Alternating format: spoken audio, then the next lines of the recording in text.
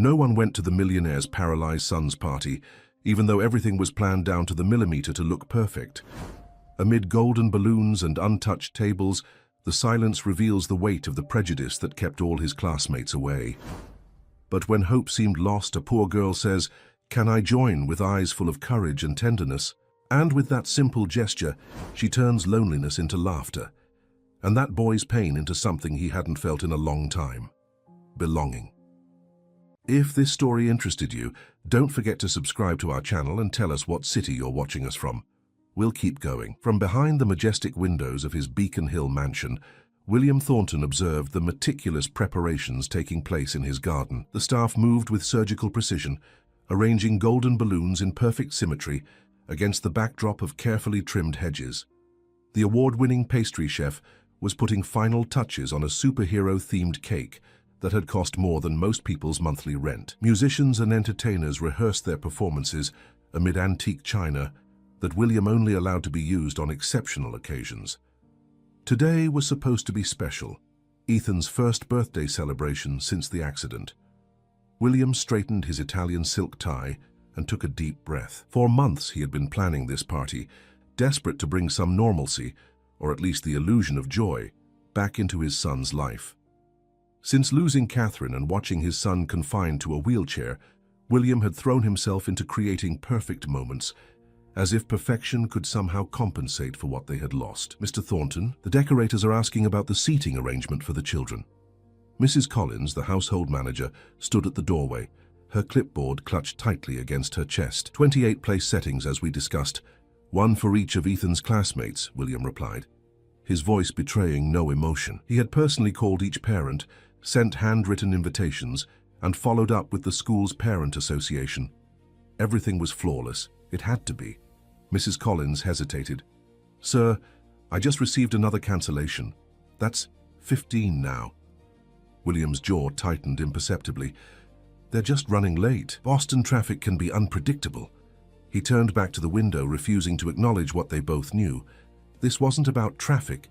This was about the discomfort, ignorance, and veiled prejudice that had surrounded Ethan since he'd returned to school in a wheelchair. Not malice exactly, but something almost worse. Pity mixed with fear, as if disability were somehow contagious. William checked his watch, an heirloom passed down through 4 generations of Thorntons, pharmaceutical pioneers who had built one of the largest medical empires in America.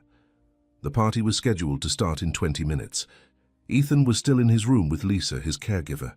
"Is my son ready?" William asked, his voice softening slightly. Lisa said he's choosing which superhero t-shirt to wear, the blue one or the red one. William nodded and headed toward the east wing of the mansion. As he walked down the corridor lined with Renaissance art and family photographs, he paused at the newest addition, a photograph of Catherine holding a newborn Ethan. Her smile had always lit up every room. The pharmaceutical giant felt a familiar tightness in his chest. He found Ethan sitting by his bedroom window, already dressed in the blue superhero shirt, his wheelchair positioned to face the street. Lisa was arranging his collection of action figures on the shelf nearby. "Hey buddy, ready for your big day?" William said, crouching down to meet his son's eye level, something his executive coach had suggested might help with connection.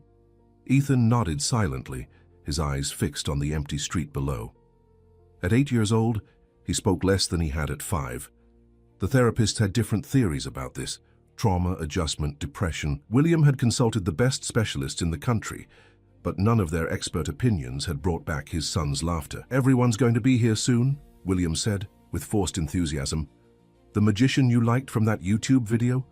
I flew him in from California." Ethan's eyes brightened momentarily before returning to their vacant stare. William recognized that look. His son knew. Somehow children always knew when adults were constructing elaborate fictions around them. "The cake looks amazing," William continued. "Superhero theme, just like you wanted." "Dad," Ethan said quietly, still looking out the window, "if nobody comes, can we still have cake?" William felt something crack inside him. "Of course we can, buddy, but they'll come. They're just running late." Downstairs, Mrs. Collins was fielding another apologetic phone call, another parent with another transparent excuse. As the first hour of the party passed with an empty garden, William maintained the facade.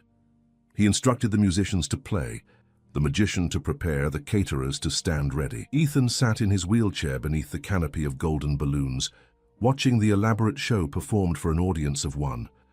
Lisa tried valiantly to keep the atmosphere light, clapping enthusiastically at the magic tricks and bringing plate after plate of untouched party food. William paced by the entrance, checking his phone every few minutes, firing off text messages to parents who no longer responded.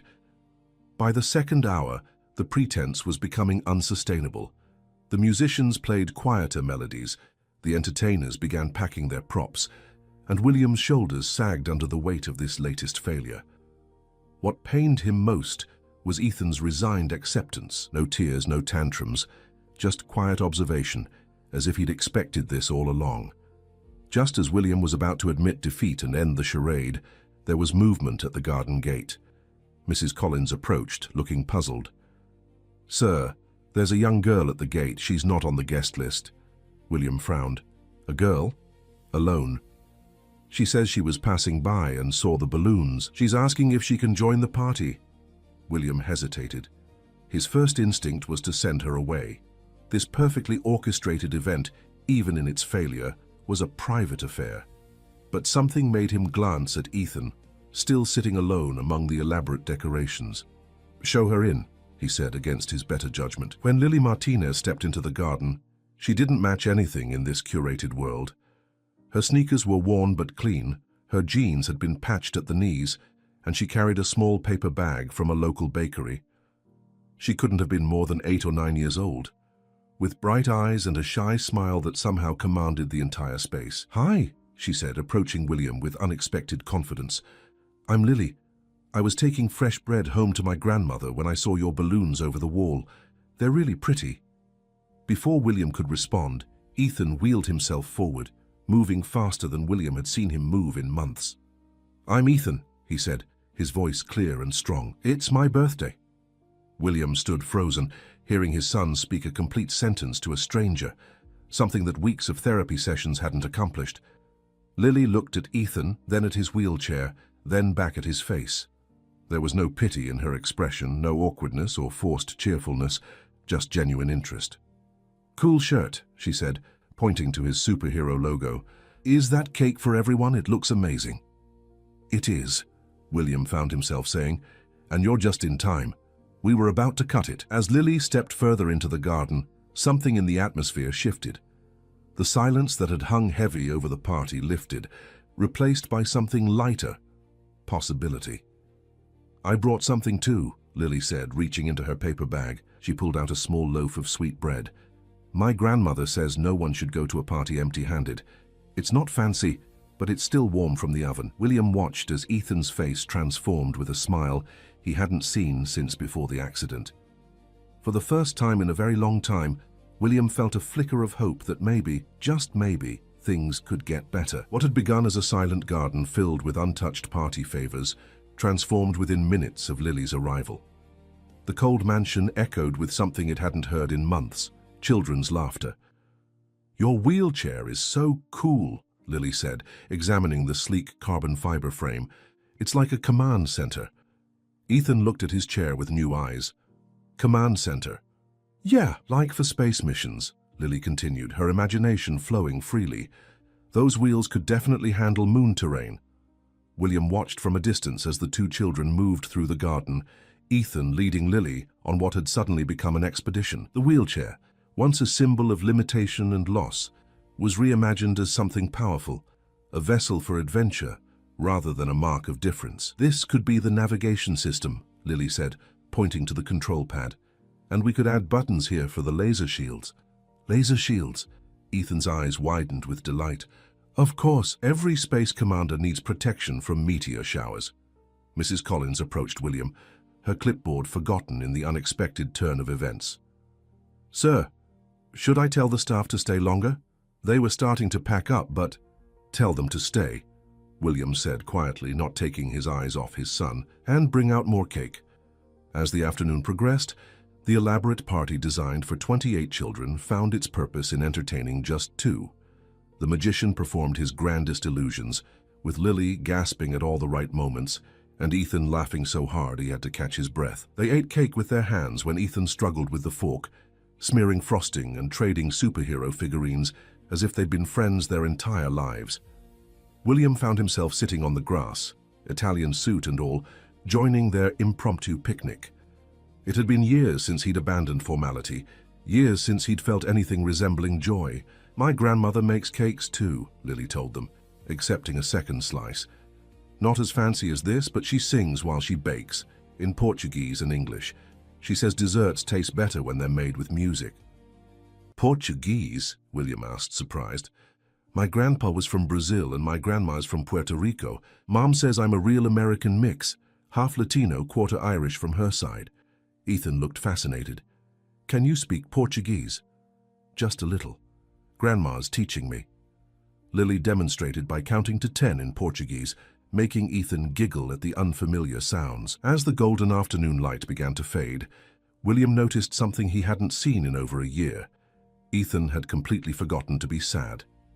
The boy who had spent months shrinking from the world was now animatedly describing his collection of space books to his new friend. "You should see our library," he was saying. "Dad has books about real astronauts who went to the moon." "You have a whole library in your house?"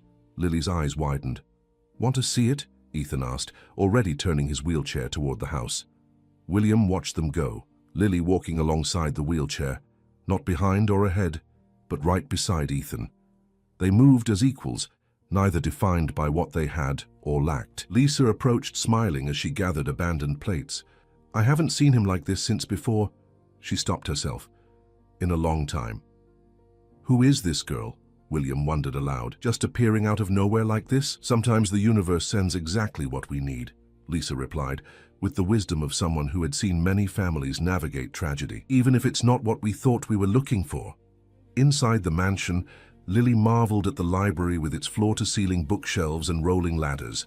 Ethan guided his wheelchair with newfound confidence, showing off his favorite astronomy section. "This one shows all the planets," he explained, as William quietly entered the room. "Dad got it signed by a real NASA scientist." Lily carefully turned the pages. "My school doesn't have books this nice. Our library is just one small room." "Which school do you attend?" William asked. "Riverside Elementary," Lily answered. "It's about 20 blocks from here in East Boston." William knew the neighborhood, working-class families, small apartments, a world away from Beacon Hills mansions. It was the kind of community his company's executives drove past without a second glance. "It's getting late," William said gently. "Do your parents know where you are, Lily?" A flash of concern crossed her face. "Oh, Grandma will be wondering.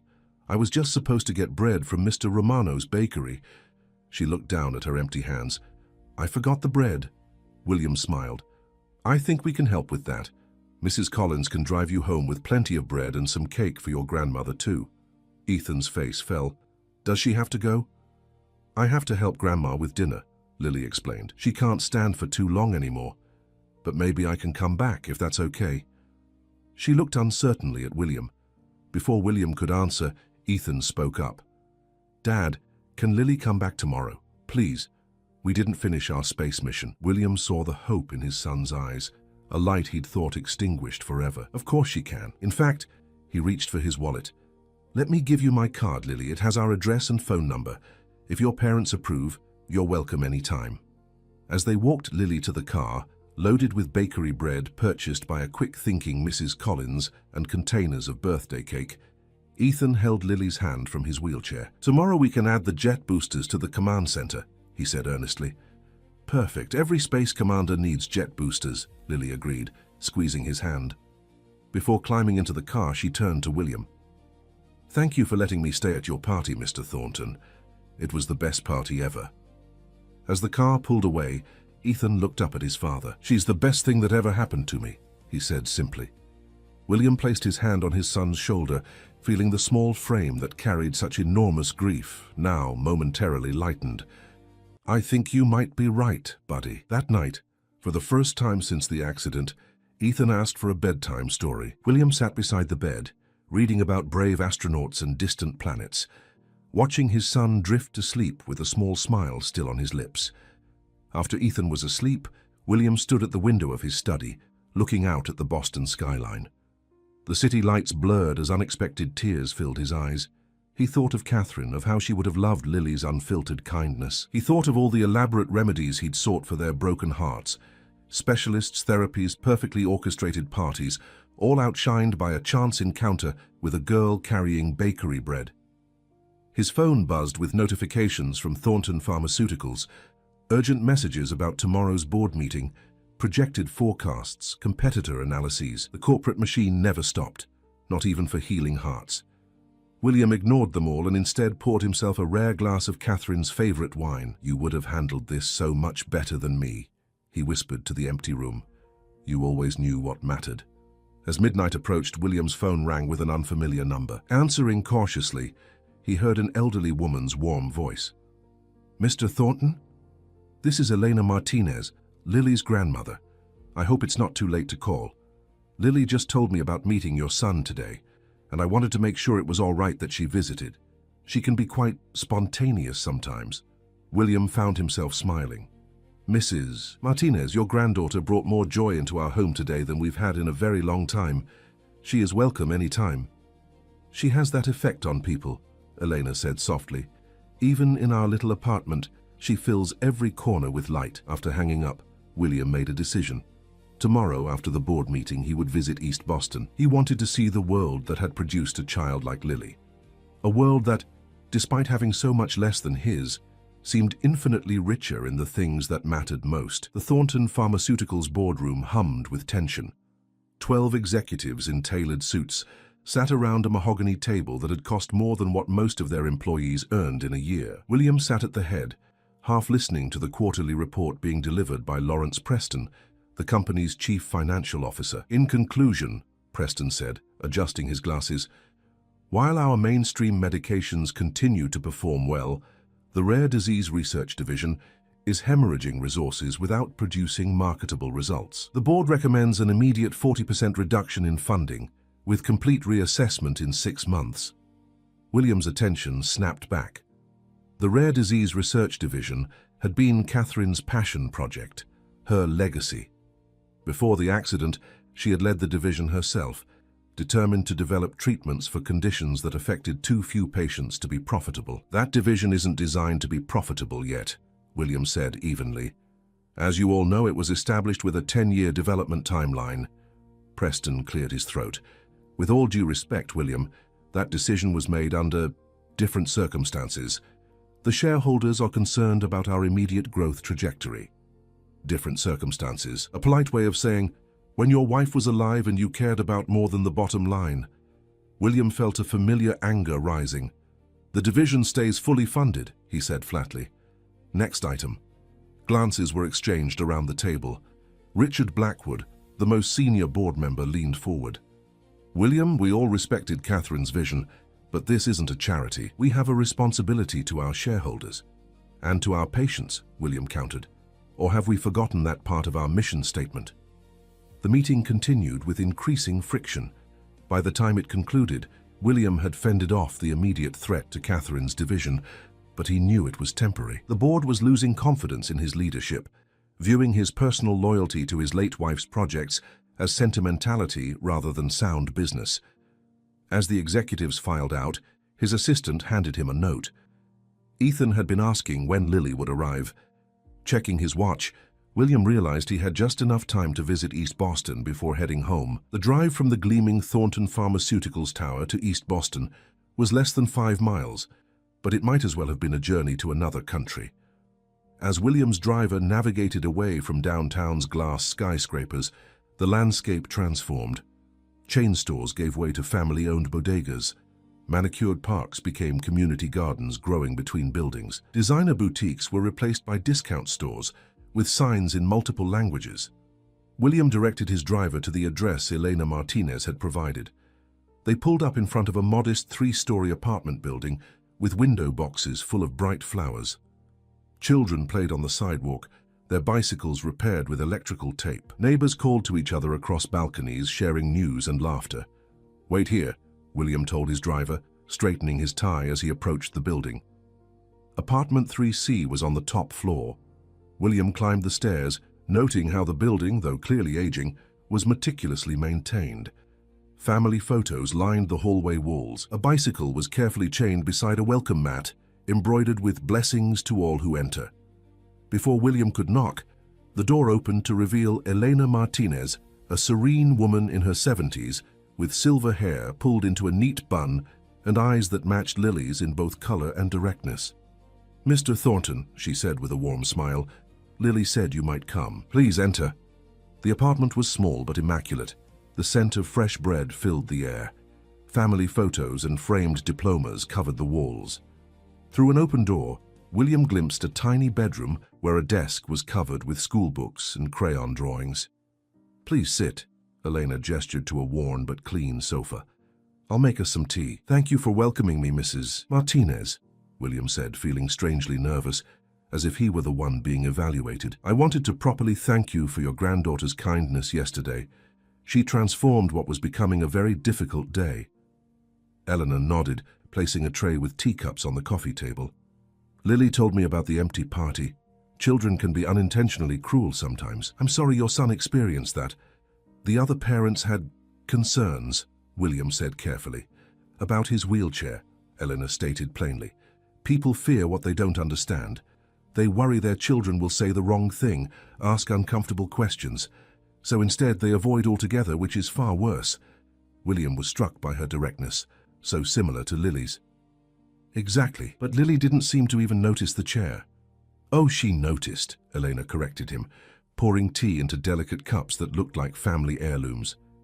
"But Lily was raised to understand that a person's value lies in how they treat others, not in what they have or what challenges they face." As they sipped tea, Elena shared more about their family. Michael, Lily's father, worked double shifts in construction. Sarah, her mother, was a nurse at Boston General who had gone back to school at night to become a nurse practitioner. "We don't have much in material terms," Elena said without a trace of self-pity, "but we have dignity, faith, and each other. And, in the ways that truly matter, we are very rich." William thought about his mansion filled with priceless art and antiques, yet empty of laughter, until Lily had walked through the door. "May I ask about Lily's grandfather?" William inquired, noticing a prominently displayed photograph of a distinguished-looking man in academic robes. Elena's face softened with pride. Roberto was a brilliant man, a cardiologist who specialized in pediatric conditions. He came to the United States from Brazil with nothing but his medical knowledge and determination to help children whose families couldn't afford treatment. William leaned forward, genuinely interested. "Did he practice here in Boston?" "For many years at Community Health Center, but his real passion was research. He developed treatment protocols that used locally available medications to help children in countries without advanced healthcare systems." William felt a twinge of professional curiosity. "Did he publish his research?" "Extensively, but mostly in Spanish and Portuguese medical journals. He believed knowledge should be accessible to doctors everywhere, not just those who read English journals." A shadow crossed Eleanor's face. "The major pharmaceutical companies weren't interested in his work. No profit in helping the poor, they said." William winced, recognizing his own industry's callousness. The front door opened and Lily burst in, her backpack bouncing against her back. "Grandma, I got an A on my science." She stopped, eyes widening at the sight of William. "Mr. Thornton, did you come to take me to see Ethan?" "I wanted to thank your grandmother for letting you visit yesterday," William explained. "And yes, if it's all right, Ethan is hoping you might come over again." Lily looked at her grandmother, who nodded. "Homework first, then you may go." "I'll finish super fast," Lily promised, already pulling books from her backpack. While Lily worked at the kitchen table, Elena showed William more family photographs. One showed Roberto in a makeshift clinic, surrounded by children with beaming faces. "This was in his hometown in Brazil," Elena explained. "Every summer he would return to provide free care. He believed that healing wasn't just about medicine. It was about seeing patients as whole people, worthy of dignity regardless of their circumstances." When Lily finished her homework, Eleanor packed a container of homemade cookies. "A gift should never visit empty-handed," she reminded her granddaughter.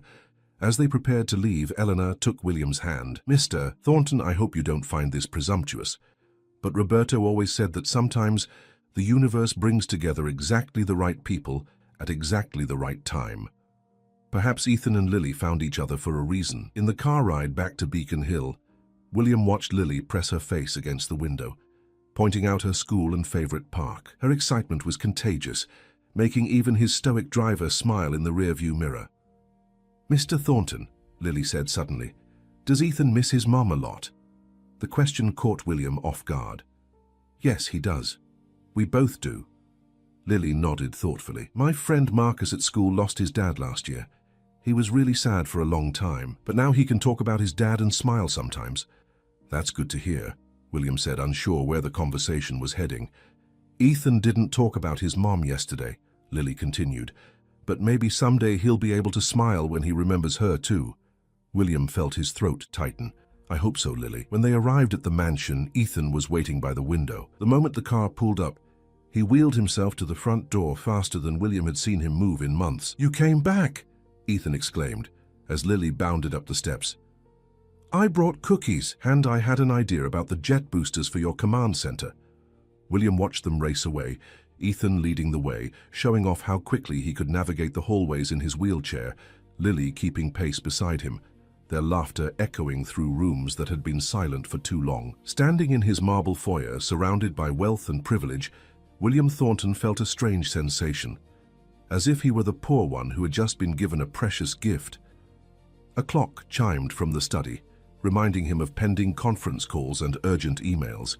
But for the first time in years, William ignored the corporate demands waiting in his office. Instead, he followed the sound of children's laughter, eager to see what adventures a makeshift Space Command Center might hold. 3 weeks passed, and a new rhythm developed in the Thornton mansion.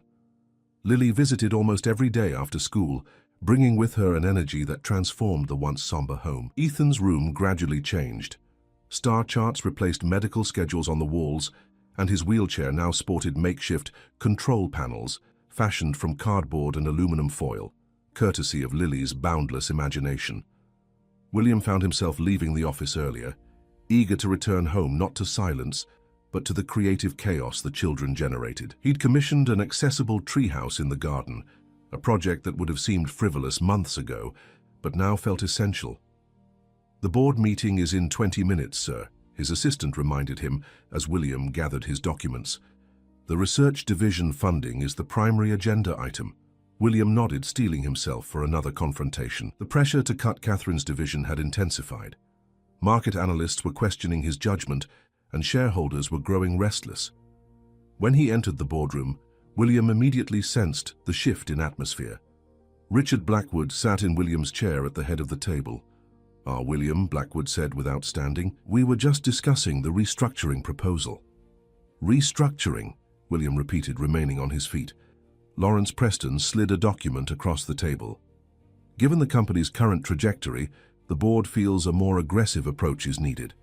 We're proposing a 60% reduction in the rare disease division, effective immediately." William left the document untouched. "That division is non-negotiable. Perhaps it's time to acknowledge that your personal attachment is clouding your business judgment," Blackwood said, his tone carefully measured. "This company isn't a memorial, William. It's a business." The words hit with precision, exactly as intended. William felt heat rising to his face. "Catherine's division is developing treatments that will help thousands of patients who represent less than 2% of the market," Preston interrupted. "Meanwhile, our competitors are increasing their market share in mainstream medications, while we pour resources into projects with minimal return potential." William looked around the table at the executives he'd worked alongside for years. These were smart, capable people who had helped build Thornton Pharmaceuticals into an industry leader. But somewhere along the way, the company's purpose had narrowed from healing to profit margins. "I founded this company to help people," William said quietly, "not just the ones who represent favorable market demographics." Blackwood sighed theatrically. "No one's questioning your idealism, William, but the board has a fiduciary responsibility. If you can't make the necessary decisions, perhaps it's time to consider a leadership transition." The threat hung in the air, clear and unmistakable. William could fight and potentially lose control of his own company, or he could compromise on Catherine's legacy. "I need time to review these proposals properly," William said finally. "We'll reconvene next week." As he left the boardroom, William felt the weight of corporate expectation pressing down on him. His phone buzzed with a text from Lisa. "Ethan asking when you'll be home. Lily taught him to count to 10 in Portuguese today. William found himself smiling despite the pressure. He texted back, "Tell him I'm on my way, and that I want to learn Portuguese too." Driving home, William's mind raced between corporate strategies and the simple joy awaiting him. As the car turned onto Beacon Hill, he made a decision. Tonight was for Ethan. Tomorrow, he would fight for Catherine's vision. At home, he found the children in the library. Lily was reading aloud from an astronomy book, while Ethan listened intently, occasionally asking questions that showed he was absorbing every word. "Dad," Ethan exclaimed when William entered. "Lily says there are stars that explode and make new elements. Is that true?" "Absolutely," William confirmed, loosening his tie. "They're called supernovas. Like when something ends but creates something new and amazing," Lily added thoughtfully. William was struck by the wisdom in her observation. Exactly like that. That evening, William joined them for dinner, something he'd rarely done before Lily entered their lives. The conversation flowed naturally, with Lily recounting her day at school and Ethan sharing facts from his latest reading. "Mr. Thornton," Lily asked suddenly, "why do medicines cost so much money?" William nearly choked on his water. "That's a complicated question, Lily. My mom says some patients at the hospital can't afford their medicine, even though they really need it." Her brow furrowed with genuine concern. "But if someone made the medicine, couldn't they just charge less?" From the mouths of babes, William thought. How to explain pharmaceutical economics to an 8-year-old? "Companies like mine spend billions developing new medicines," he began carefully. "Research is expensive, and many attempts fail before we find something that works." Lily nodded, processing this.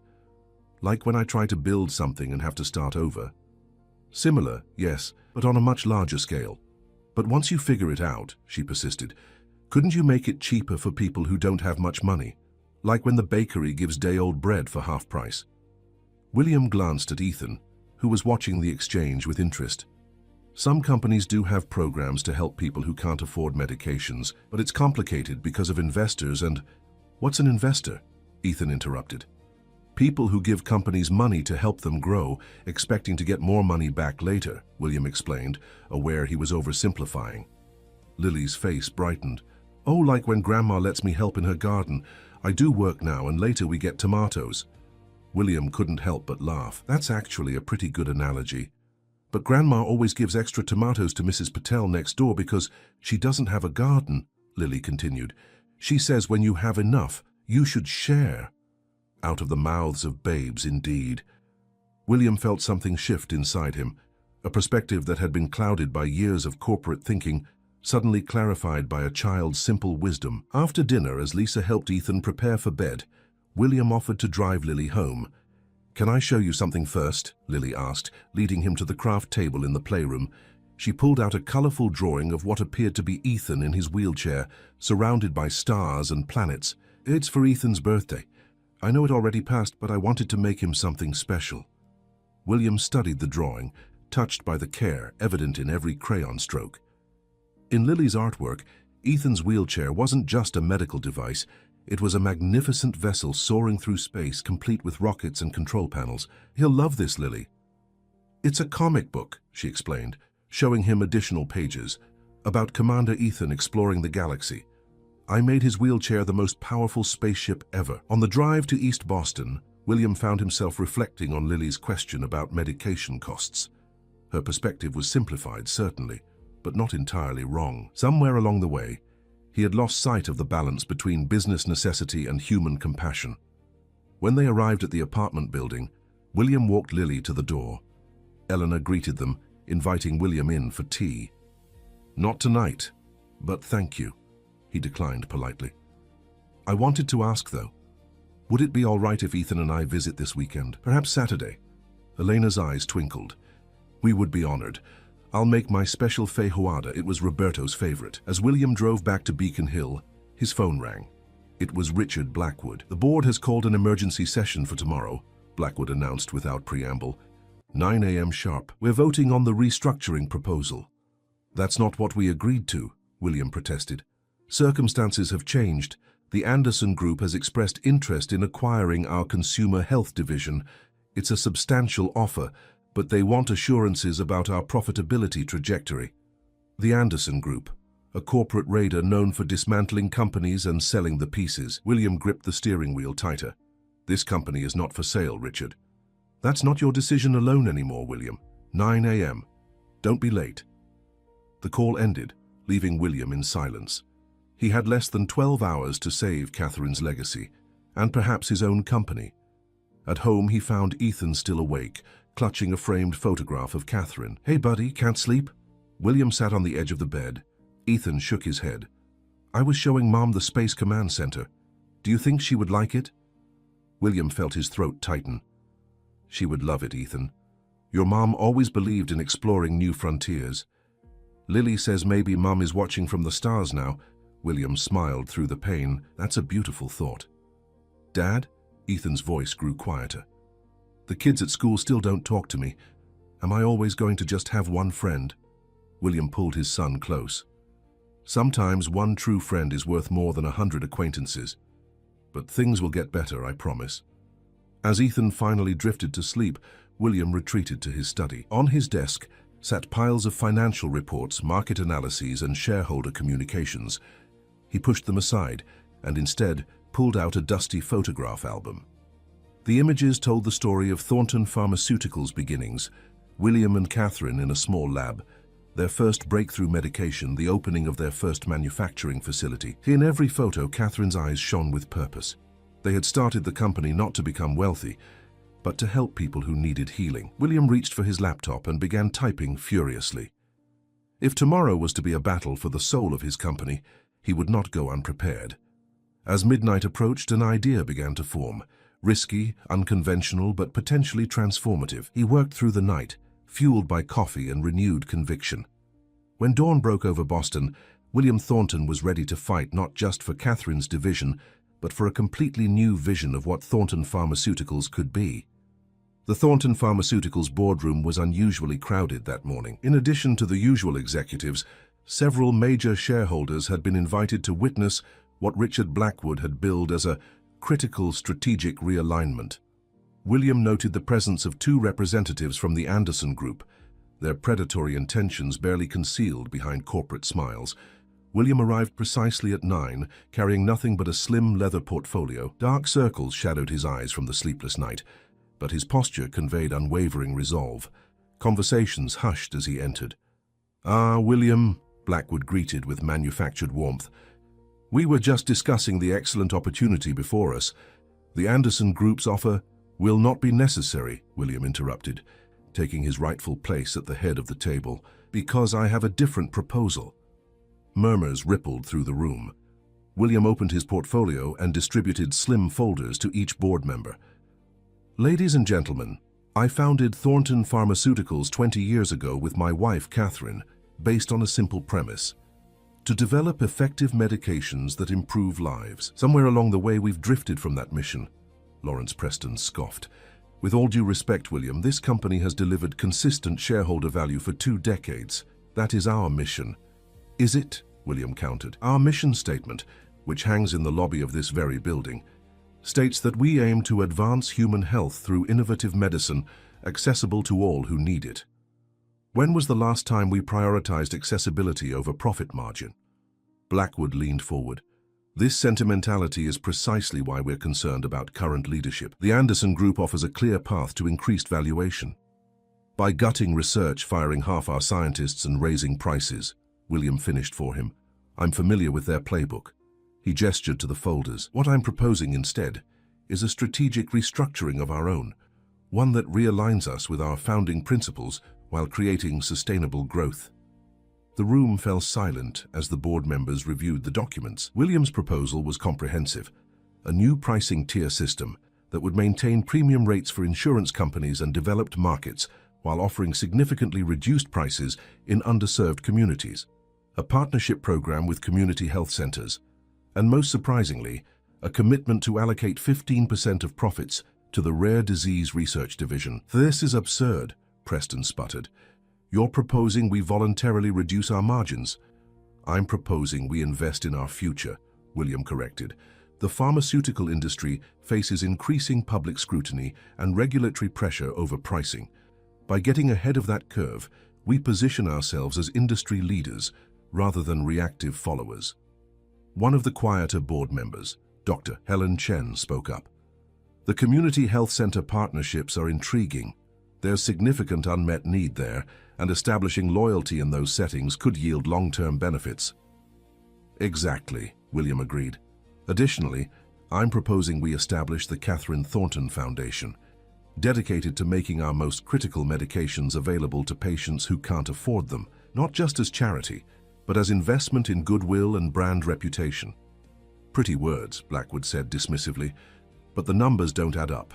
We'd be sacrificing immediate returns for speculative long-term benefits. William had anticipated this objection. He turned to the final page of the proposal, where detailed financial projections demonstrated a path to sustainable growth that, while slower than the Anderson Group's slash-and-burn approach, ultimately yielded more stable long-term value. The Anderson Group is offering you a sugar rush, William told the shareholders directly, a quick high followed by a crash. I'm offering nutrition. Steady, sustainable growth based on actual innovation rather than financial engineering. The debate continued for hours, growing increasingly heated. William defended each aspect of his proposal with the passion of a man fighting not just for a company, but for a legacy. By noon, the board was deeply divided. We seem to be at an impasse, Blackwood finally declared. Perhaps we should adjourn and... He was interrupted by William's phone ringing. William glanced at the screen, prepared to silence it, but froze when he saw the caller ID, Eleanor Martinez. "Excuse me," he said, standing abruptly. "I need to take this." In the hallway, William answered with growing concern. "Elena, is everything all right?" The tremor in her voice sent ice through his veins. "Mr. Thornton, I'm at Boston General Hospital. It's my heart. They're saying I need emergency surgery." "I'll be right there," William said without hesitation. "Which department?" "Cardiology, 4th floor. But Mr. Thornton, there's a complication. The medication I need, Cardiozem, my insurance won't cover the full treatment course. It's manufactured by Thornton Pharmaceuticals," William finished, the irony not lost on him. Cardiozem was one of their flagship products, priced at a premium that put it out of reach for many patients without gold standard insurance. "I'm on my way, Eleanor. And don't worry about the medication. I'll take care of everything." William returned to the boardroom, his priorities suddenly crystallized with painful clarity. "I apologize, but I have a personal emergency. We'll need to continue this discussion tomorrow." Blackwood rose in protest. "William, we can't just—" "Tomorrow, Richard," William said with such finality that even Blackwood fell silent. Within 20 minutes, William was striding through the corridors of Boston General Hospital. He found Elena in a private room, looking smaller and more fragile than he had ever seen her. Lily sat beside the bed, holding her grandmother's hand with unusual stillness. "Mr. Thornton!" Lily exclaimed, jumping up. "You came!" "Of course I did," William said, moving to Elena's side. "How are you feeling?" "Like an old motor that needs new parts," Elena joked weakly. "The doctors say I need a stent and a special medication regimen. The procedure they can manage, but the medication—" She trailed off, the worry evident in her eyes. William squeezed her hand. "Don't give that another thought. I've already spoken with the hospital pharmacy. Everything you need will be provided." Tears welled in Elena's eyes. "Mr. Thornton, I can't accept such charity." "It's not charity, Elena. It's what neighbors do for each other." The words felt right as he said them, reminding him of something she had told him about her own community. A doctor entered, clipboard in hand. "Mrs. Martinez, we're ready to prep you for the procedure." As they wheeled Elena toward the operating room, Lily clung to William's hand. "Is Grandma going to be okay?" she whispered. William crouched to her level, seeing not the child who had transformed his son's life, but a frightened little girl facing her own worst fear. "Your grandmother is receiving the very best care. The doctors here are excellent. But what if something goes wrong? What if she—" Lily couldn't finish the sentence. "Hey," William said gently. "Remember what you told Ethan about supernovas, how they create something new and amazing. Your grandmother is strong. She'll get through this." As they settled in the waiting room, William made calls, first to Lisa, explaining the situation and asking her to tell Ethan, then to the hospital's pharmacy director, ensuring that Elena would receive not just Cardiozem, but any other medications she might need during recovery. "But, sir," the pharmacy director protested, The cost would exceed $20,000. Bill it directly to me, William instructed, and I want this handled discreetly. Mrs. Martinez doesn't need to know the details.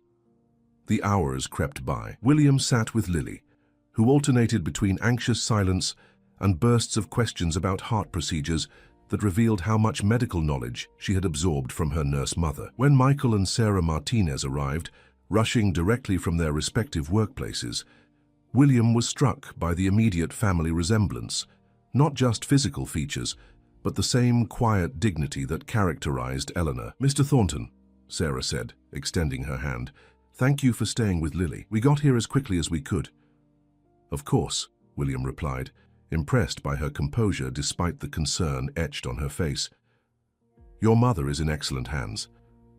Michael Martinez looked exhausted, still wearing his construction safety vest over a dust-covered shirt. "The medication," he began hesitantly. "They told us the cost has been taken care of," William assured him. "Please don't give it another thought." The Martinez family exchanged glances, a silent communication passing between them. "We can't accept," Michael started. William interrupted gently. "Please, consider it repayment for the gift your daughter has given my family." Before they could protest further, the surgeon appeared, still in scrubs. "The procedure was successful," he announced. "We've placed the stent, and Mrs. Martinez is stable. She'll need to remain hospitalized for observation for a few days, but her prognosis is excellent." The relief in the room was palpable. Lily hugged her parents, then surprised William by throwing her arms around him as well. "Thank you," she whispered. As the Martinez family went to see Eleanor in recovery, William remained in the waiting room, his mind racing between the hospital and the boardroom he had abruptly left. The day's events had crystallized something for him, a clarity of purpose he hadn't felt since Catherine's passing.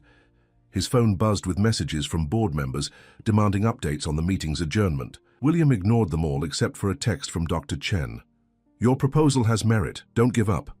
A nurse approached, holding a clipboard. "Mr. Thornton, Mrs. Martinez is asking for you." William found Elena awake, but groggy in the recovery room. Her family had stepped out momentarily, giving them privacy. "You saved my life," Elena said simply. "The doctors did that," William corrected. "The medication," she began, "is something you shouldn't worry about." Elena's eyes, though tired, remained sharp. "Before they took me to surgery, I told Lily something.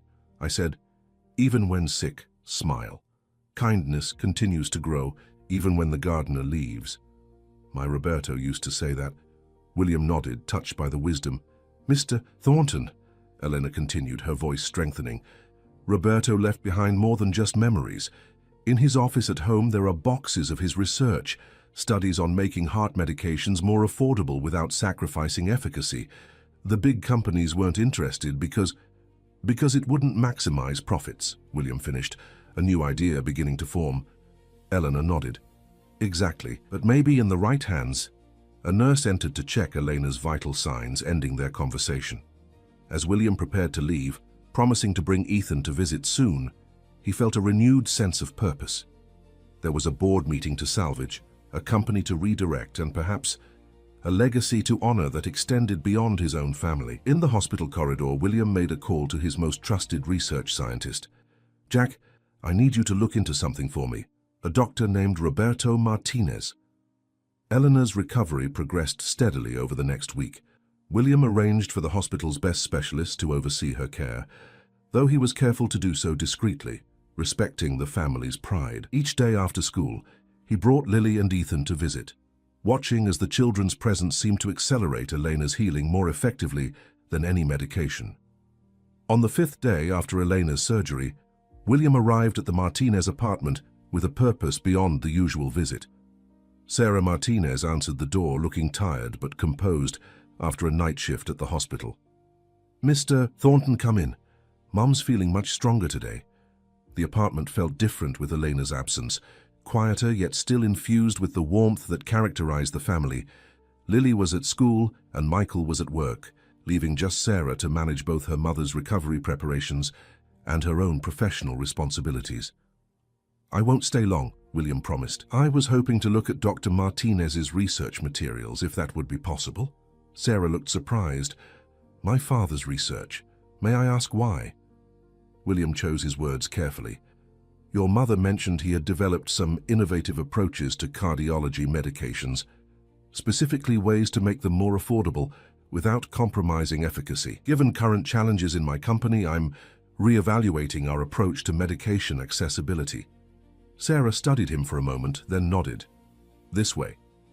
She led him to a small room that clearly served multiple purposes: home office, guest bedroom, and storage space. Neatly labeled boxes lined one wall, each marked with Roberto's precise handwriting. Dad was meticulous, Sarah explained, pulling out several boxes. Everything is organized by research phase and publication status. The unpublished work is in these blue folders. William thanked her, and with her permission, began carefully examining the materials. What he found astounded him. Dr. Roberto Martinez had developed an alternative synthesis method for several cardiology medications, including compounds very similar to Thornton Pharmaceuticals' own CardioZem. His approach reduced production costs by nearly 60% while maintaining therapeutic efficacy. These are brilliant, William murmured, examining a particularly innovative approach. Why weren't these methods adopted? Sarah sighed, sitting down across from him. Dad tried. He submitted to major journals, approached pharmaceutical companies, including yours, actually, though that was probably before your time. They all said the same thing: not commercially viable. What they meant was it wouldn't generate enough profit. When was this work done? William asked, noting dates from the late 1990s. Throughout his career, but his most innovative work was in his last decade. After he retired from clinical practice, he focused entirely on research. Sarah pulled out another folder. This was his magnum opus, a comprehensive approach to making cardiac medications accessible in low-resource settings. He published it in the Brazilian Journal of Cardiology, but it never gained traction in English-language journals. William carefully examined the paper, immediately recognizing its brilliance. The methodology wasn't just clever. It was revolutionary in its approach to balancing cost and efficacy. May I take copies of these? He asked. I'd like my research team to review them. Sarah hesitated. For what purpose exactly? To potentially implement them, William answered honestly. With full credit to your father, of course. Sarah's expression remained guarded. Mr. Thornton, these methods would significantly reduce the profit margin on these medications. Why would your company be interested in that? It was a fair question, one that the old William Thornton would have asked himself. Because I'm beginning to understand that the purpose of medicine isn't just to generate wealth, but to heal people, all people, not just those who can afford premium prices. Sarah studied him, seeming to weigh his sincerity. Mom said you were different from most businessmen she'd met. She said Lily saw it first. Your daughter has a gift for seeing past surfaces, William acknowledged. Sarah nodded slowly. Take what you need. Dad would have wanted his work to help people, regardless of who implemented it. William spent the next 2 hours carefully scanning documents with his phone, occasionally asking Sarah questions about her father's methodology. By the time he finished, he had accumulated a treasure trove of innovative approaches that had been overlooked simply because they prioritized accessibility over profit maximization. Thank you, he said sincerely as he prepared to leave. This could be transformative. Sarah walked him to the door. Mr. Thornton, may I ask you something personal? Of course. What changed? You're a successful businessman who could have continued maximizing profits without a second thought. Why this sudden interest in accessibility? William considered the question. It wasn't sudden. It was Lily, and Ethan, and your mother. He paused, finding the right words. Sometimes we build walls around our hearts not because we're cruel, but because it seems necessary for survival. Those walls can keep out pain, but they also keep out wisdom. Your family helped me remember what matters. Sarah's expression softened. Dad used to say that true healing happens when we recognize each other's humanity. He sounds like a wise man. I wish I could have met him. In a way, you are meeting him, Sarah replied, through his work. Back at Thornton Pharmaceuticals, William called an emergency meeting with his top research scientists. Jack Peterson, the head of research and development, had already begun reviewing Roberto's methodologies. This is remarkable work, Will, Jack said, spreading the documents across the conference table. Martinez was decades ahead of his time in terms of cost-efficient synthesis. We could implement some of these approaches almost immediately. What would be the impact on production costs? William asked. For CardioZem alone, we could reduce costs by at least 40%. The ripple effect across our cardiac line could be even more significant. William nodded, his resolve strengthening. I want a comprehensive implementation plan on my desk by tomorrow morning. And Jack, this stays between us for now. The next day, William walked into the rescheduled board meeting with renewed confidence. Richard Blackwood and the other directors were visibly annoyed by the previous day's abrupt adjournment. I hope whatever emergency pulled you away has been resolved, Blackwood said icily. The Anderson Group representatives are growing impatient. They'll need to be patient a while longer, William replied, taking his seat at the head of the table, because I'm not selling this company, I'm transforming it. Before anyone could object, William launched into a presentation that left the board stunned. He outlined a revolutionary approach to pharmaceutical manufacturing based on Roberto Martinez's methodologies, demonstrating how Thornton Pharmaceuticals could dramatically reduce production costs while maintaining quality. With these innovations, William concluded, we can create a dual pricing structure, maintaining current pricing in traditional markets while offering significantly reduced prices for community health centers and underserved populations. We expand our market reach, enhance our public image, and still maintain healthy, if slightly reduced, profit margins. Lawrence Preston looked skeptical. These methods, they're untested, unproven in large-scale production. Actually, William countered, they've been proven effective in clinical settings across Latin America for over a decade. They've simply been ignored by major pharmaceutical companies because they prioritize accessibility over maximum profit. Dr. Chen, who had been reviewing the technical details with growing excitement, spoke up. The science is sound. This could position us as innovators in cost-efficient production. There's significant first-mover advantage here. The debate continued for hours, with the board deeply divided. The Anderson Group representatives made thinly veiled threats about shareholder activism if their offer wasn't accepted. Finally, William played his trump card. Ladies and gentlemen, tomorrow morning I'm announcing the formation of the Martinez Foundation, dedicated to making essential medications accessible to all patients. Thornton Pharmaceuticals will be restructured to support this mission. You can either be part of this transformation, or you can sell your shares now. The choice is yours. Richard Blackwood's face flushed with anger. You can't unilaterally make these decisions, William. The board... I still control 51% of voting shares, William interrupted calmly. I'm not asking for permission. I'm offering you the opportunity to be part of something revolutionary. As the meeting adjourned in disarray, Dr. Chen approached William privately. That was quite a performance. For what it's worth, I think you're on the right track, but Richard and his allies won't go down without a fight. I'm counting on it, William replied. Sometimes the worthiest causes require the fiercest battles. Later that evening, William visited Elena at the hospital, bringing Ethan and Lily with him. They found her sitting up in bed, color returning to her cheeks. The doctor says I can go home tomorrow, Elena announced happily, just in time for Lily's science fair. Science fair? William asked, looking at Lily. Lily nodded enthusiastically. I'm doing a project on how the heart works. Mom helped me make a model that actually pumps. Speaking of science, William said casually, I've been looking at your husband's research, Eleanor. It's remarkable work. Eleanor's eyes brightened. Roberto would be so pleased to hear that. He always said his ideas just needed to find the right audience. I think they finally have, William replied.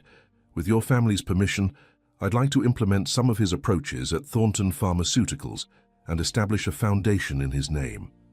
Eleanor's hand flew to her mouth in surprise. Lily looked between them, not fully understanding the significance but sensing the emotion in the room. You would do that? Elena asked softly. It would be my honor, William answered. Roberto's work deserves recognition, and more importantly, it deserves to help people. As they discussed the details, Ethan wheeled himself closer to Lily, who was showing him her science fair sketches. The two children had developed a communication style of their own. Ethan's quieter nature, complemented by Lily's exuberance, creating a balance that brought out the best in both. Dad, Ethan said suddenly, interrupting the adults' conversation. "Can we have a sleepover? Lily's never had one, and I want to show her how the stars look from my telescope." William glanced at Elena, who smiled her approval. "Of course, buddy. As long as it's okay with Mrs. Martinez." As they prepared to leave, Elena asked for a moment alone with William. When the children had gone to the hallway with a nurse, she took his hand. "William," she said, using his first name for the first time, "what you're doing with Roberto's work, it would mean everything to him. But I have to ask, why? This will surely reduce your company's profits." William thought about the board meeting, about Richard Blackwood's fury, about the uncertain battle ahead. Then he thought about Ethan's laughter, Lily's wisdom, and the Martinez family's quiet dignity. "Because some things matter more than money," he said simply. Catherine understood that. "I'd forgotten it until Lily reminded me." Eleanor squeezed his hand. "Roberto used to say that true wealth is measured by the lives you touch, not the money you accumulate." He was right, William agreed, "and I'm just beginning to understand how rich I can be." As William walked down the hospital corridor with Ethan and Lily, chattering excitedly about their sleepover plans, his phone buzzed with an urgent message from his assistant. Richard called emergency shareholder meeting for Friday. Proxy fight imminent. The battle for Thornton Pharmaceuticals and for Roberto Martinez's legacy was just beginning. The morning of the emergency shareholder meeting dawned clear and crisp. William stood at his bedroom window, watching the first rays of sunlight illuminate the Boston skyline. Today would determine not just the future of Thornton Pharmaceuticals, but the legacy of two families united by unexpected circumstances. "Dad? Are you nervous about your big meeting?" Ethan appeared in the doorway, still in his space-themed pajamas, his wheelchair adorned with the control panels he and Lily had crafted. William smiled, marveling at how his son's perceptiveness had sharpened in recent weeks. "A little. Sometimes doing the right thing isn't easy." Ethan wheeled himself closer. "Lily says her grandpa always told her that being brave doesn't mean you're not scared. It means you do what's right even when you're scared." "Dr. Martinez was a wise man," William said, crouching to his son's level, "and Lily is lucky to have his wisdom." "We're both lucky," Ethan replied with unexpected maturity. "Before Lily came, everything was dark. Now it's not." William pulled his son into a gentle embrace, feeling the small shoulders that carried such profound understanding. "You're right, buddy, now it's not."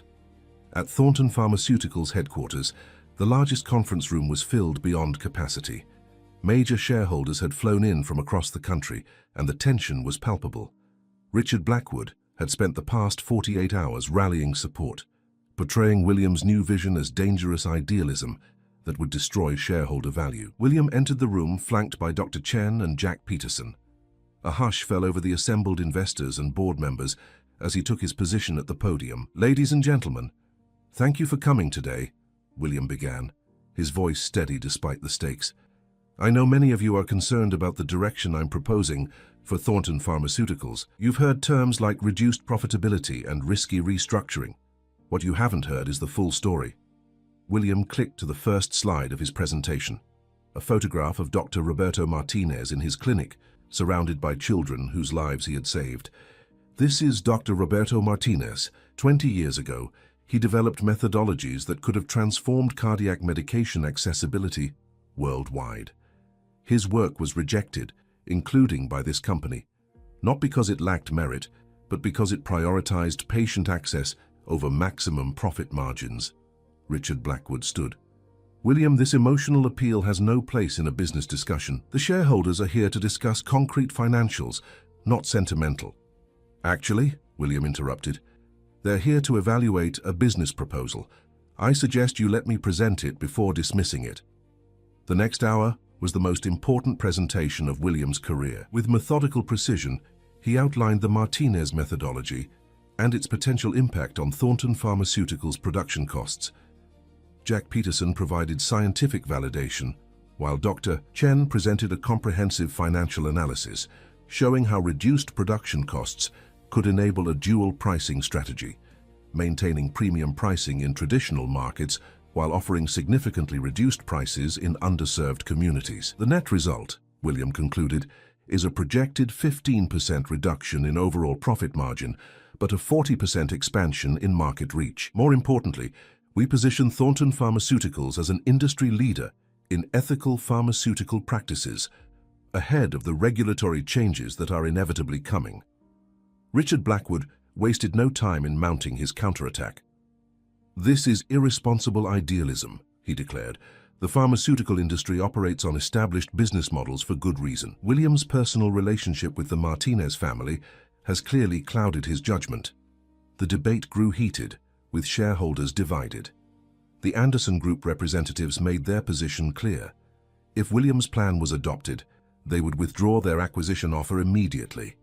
Just as the discussion reached its most contentious point, the conference room doors opened. A hush fell over the room as Elena Martinez entered, supported by Sarah on one side and Michael on the other.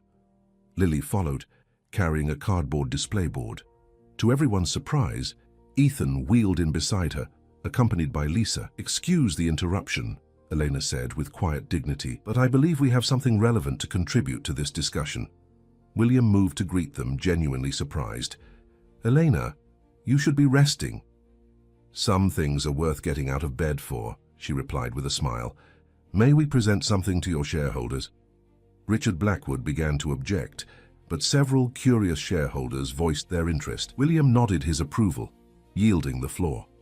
Lily stepped forward with her science fair project, a comprehensive analysis of cardiac medication accessibility in low-income communities, illustrated with statistics, graphs, and personal stories from patients at the community health center where her mother worked. "My grandpa believed that medicine should help everyone, not just people with lots of money," Lily explained with disarming directness.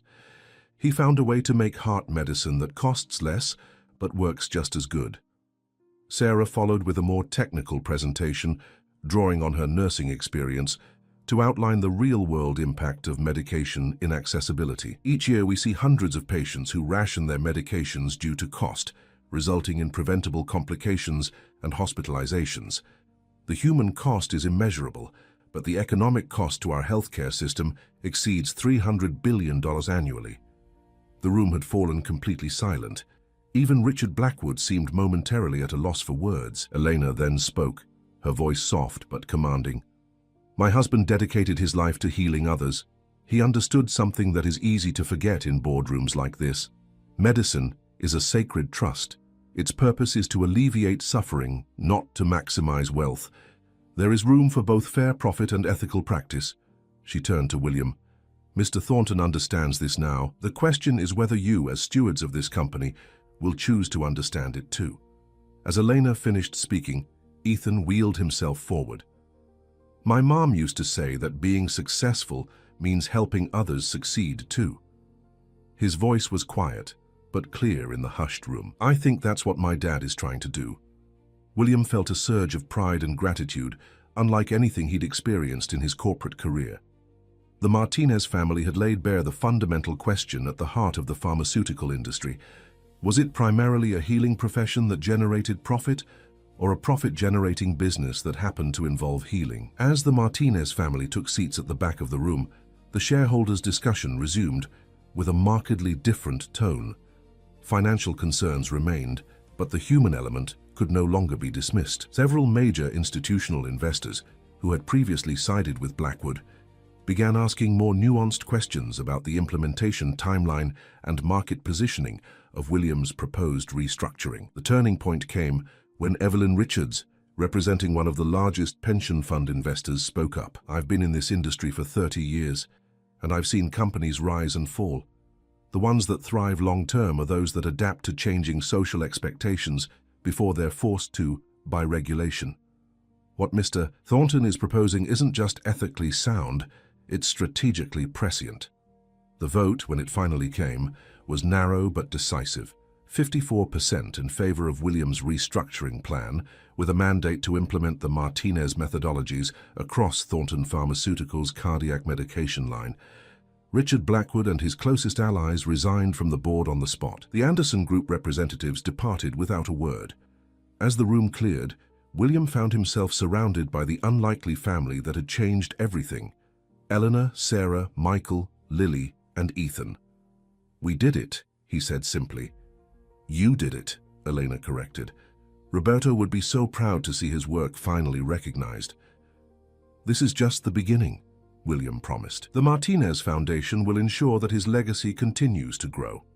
6 months later, the transformation of Thornton Pharmaceuticals was well underway. Production costs for their cardiac medication line had decreased by 37% using Roberto's methodologies, enabling them to launch a community access program that provided medications at significantly reduced prices to clinics serving underserved populations. Wall Street had initially punished the company's stock, but as the program gained national attention and patient advocacy groups rallied behind the initiative, the share price had not only recovered, but strengthened. Other pharmaceutical companies were beginning to face uncomfortable questions about why they couldn't implement similar access programs. On a perfect autumn afternoon, William stood in the newly dedicated Roberto Martinez Research Center at Thornton Pharmaceuticals headquarters. The state-of-the-art facility would focus exclusively on developing affordable medication protocols for global access. Sarah Martinez had accepted the position of Director of Community Implementation, bringing her clinical expertise to the Foundation's work. But the most profound transformation had occurred not in the corporate world, but in William's home. The once silent mansion now regularly echoed with the laughter of children. Ethan's command center wheelchair had evolved into an elaborate creation with actual electronic components, courtesy of a young engineer from the research division who volunteered his time. Ethan himself had blossomed. Though still in his wheelchair, he no longer defined himself by his limitations. He had returned to school with a new confidence, and while not all his classmates had overcome their discomfort, a few had begun to see beyond the wheelchair to the boy himself.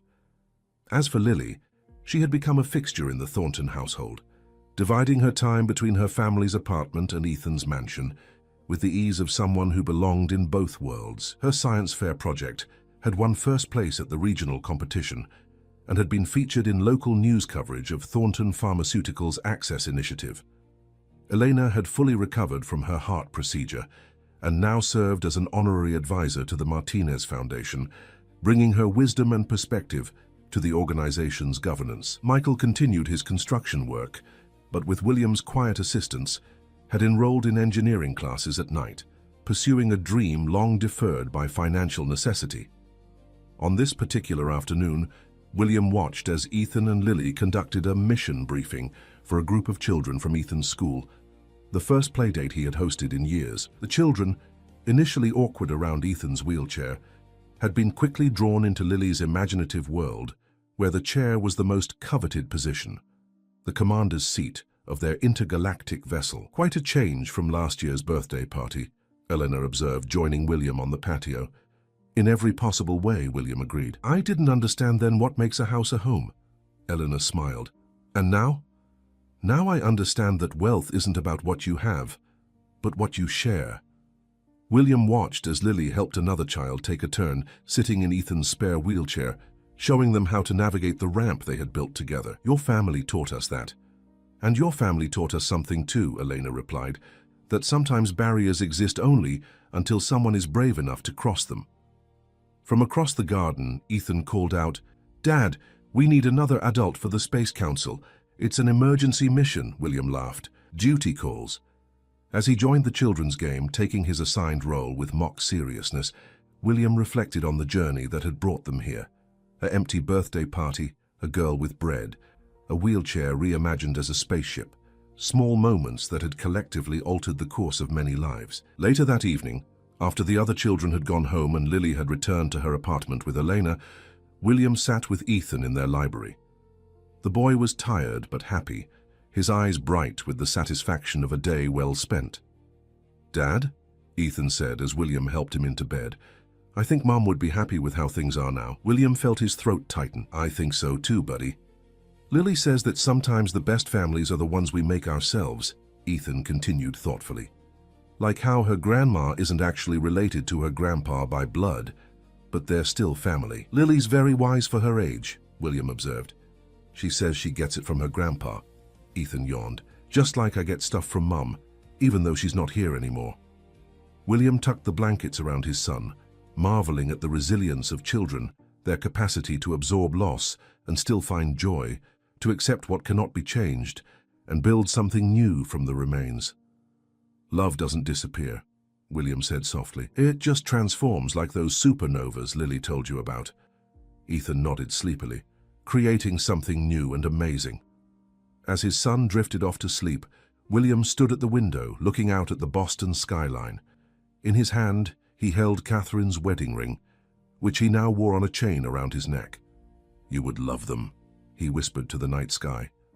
"The Martinez family, especially Lily. She has your spirit, seeing the best in people, finding hope in unlikely places." The next morning, William would return to Thornton Pharmaceuticals to continue the work of transformation, building a company that honored both profitability and purpose. There would be challenges ahead, resistance to overcome, skeptics to convince. But for the first time since losing Catherine, the path forward was illuminated not just by obligation, but by genuine purpose. The Martinez Foundation would ensure that Roberto's methodologies reached beyond Thornton Pharmaceuticals, influencing the broader industry. Elena's wisdom would guide their community engagement, Sarah's clinical expertise would inform their implementation strategies, and Lily, bright, boundless Lily, would continue to remind them all why this work mattered. As for Ethan, he was no longer defined by what he had lost, but by what he had found. A friend who saw him completely, a father who was truly present, and a sense of possibility that extended far beyond the confines of his wheelchair. The mansion on Beacon Hill was no longer a shrine to what had been lost, but a laboratory for what could still be created.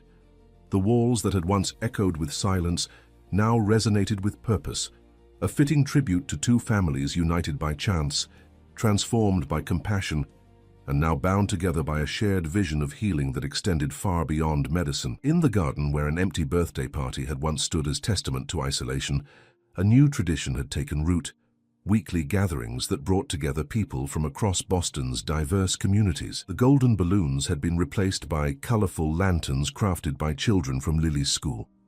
The perfect symmetry had yielded to creative chaos, and at the center of it all, a wheelchair-accessible treehouse stood as monument to the understanding that true accessibility wasn't just about physical ramps, but about opening hearts and minds to possibilities previously unimagined. William Thornton, once defined by corporate success, had discovered a more profound measure of achievement, the ability to create spaces where everyone belonged, medicines everyone could access, and a future where no child sat alone on their birthday, waiting for friends who never came. And it had all begun with a girl carrying bakery bread, who had looked at golden balloons floating above imposing walls, and thought not, "That's not for someone like me," but rather, "I wonder who might need a friend today."